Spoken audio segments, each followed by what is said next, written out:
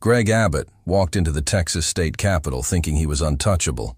After all, he'd signed the most restrictive abortion laws in America and survived every challenge. But when Congresswoman Jasmine Crockett stood up with a folder full of documents nobody knew existed, everything changed.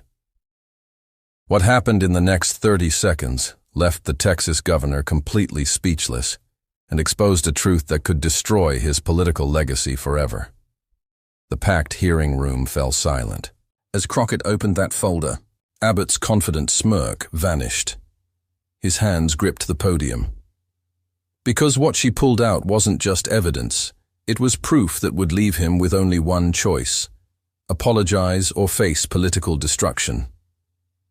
Before we dive into this explosive confrontation, hit that like button if you're ready to see a powerful woman take down one of America's most controversial governors. And don't forget to subscribe so you never miss these incredible political showdowns that are reshaping America right before our eyes. This wasn't just a debate about abortion rights. This was Jasmine Crockett's moment to expose the truth behind Texas's brutal laws and show the nation exactly who Greg Abbott really is when the cameras are rolling and there's nowhere to hide. The Texas State Capitol building buzzed with tension on this crisp November morning. News crews lined the hallway. Protesters gathered outside with signs reading, "Protect Women's Rights" and "Defend Life." While inside, Committee Room 2E20, the most important hearing of the year, was about to begin. This wasn't just another political meeting. This was a moment that would define the future of reproductive rights in America's second-largest state. Sitting at the witness table in a sharp navy blue blazer, Congresswoman Jasmine Crockett represented everything Greg Abbott feared. Most, a brilliant black woman from Dallas who wasn't afraid to speak truth to power. At 42 years old, this former defense attorney had already made waves in Congress. But today she was on Abbott's home turf, armed with something that could change everything. Crockett's journey to this moment started in her grandmother's kitchen, in Dallas, where she learned that fighting for what's right sometimes means standing alone against powerful men. As a criminal defense attorney, she'd seen how laws written by politicians in Austin affected real families in her community. Now, as a member of Congress, she had the platform to fight back and the evidence to win. Behind the governor's podium stood Greg Abbott, 65 years old and drunk on power after nearly a decade as Texas governor. His perfectly styled silver hair and expensive navy suit couldn't hide the calculating politician underneath. A man who'd built his career on controlling women's bodies and silencing dissent. Abbott had signed Senate Bill 8, the most restrictive abortion law in modern American history, turning ordinary citizens into bounty hunters and forcing women to flee their home state for basic health care. But Abbott wasn't just another anti-choice politician. He was a master manipulator who'd convinced millions of Texans that his laws were about protecting life, while secretly knowing the devastating truth about what they really did to vulnerable women and families. This confrontation wasn't happening in a vacuum. Texas's abortion laws had already forced thousands of women to travel hundreds of miles for health care, separated families, and created a climate of fear that reached far beyond state lines. If Abbott's policies succeeded in Texas, Republican governors across America were ready to copy them word for word. But there was something else at stake here, something personal that made this confrontation electric. Crockett wasn't just fighting for political points. She was fighting for her constituents, for her daughter's future, and for every woman who'd been silenced by powerful men like Abbott.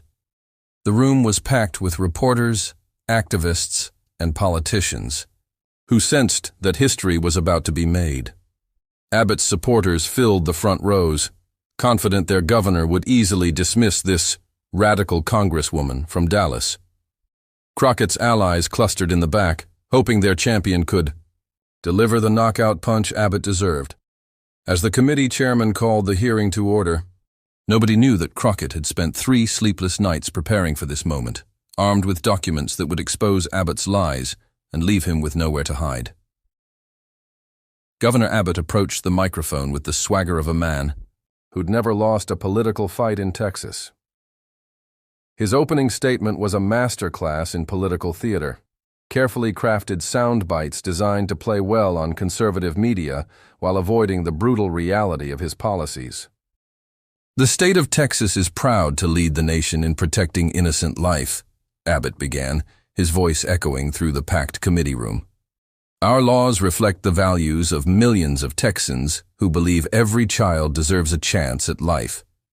We've created a culture that supports mothers and families while defending the most vulnerable among us." The conservative side of the room erupted in applause.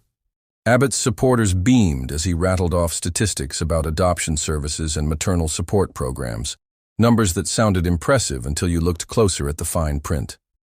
"Since implementing our life-saving legislation," Abbott continued, "we've seen remarkable results. Families are being formed, children are being born, and Texas continues to lead the nation in creating hope where others see only despair." But as Abbott spoke, something shifted in the room.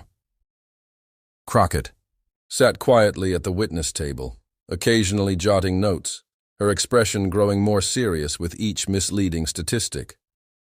She'd heard these talking points before, but now she had the evidence to destroy them one by one. When Abbott mentioned his administration's robust support for pregnant mothers, Crockett's eyebrows raised slightly. She reached into her folder and pulled out a thick stack of documents, setting them deliberately on the table where Abbott could see them. The governor's rhythm faltered for just a moment, a micro-expression of concern that the cameras caught, but most people missed. He recovered quickly, but the confident prosecutor sitting across from him had already noticed the crack in his facade. When the committee chairman called on Congresswoman Crockett to respond, she didn't immediately attack. Instead, she used a technique that had served her well in courtrooms across Dallas. She set the trap before springing it. "Governor Abbott," she began, her voice calm but carrying an edge that made everyone lean forward. "I want to thank you for mentioning your administration's support for pregnant mothers, because I have some questions about that support that I think the people of Texas deserve answers to." She picked up the first document from her stack, a thick report with official Texas state letterhead.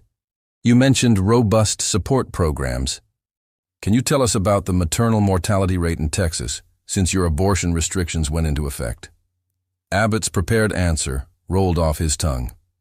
"Texas continues to improve outcomes for mothers and babies through our comprehensive approach to health care." But Crockett wasn't finished setting her trap. "I appreciate that prepared response, Governor, but I'm asking about specific numbers, because according to this report from your own Texas Department of State Health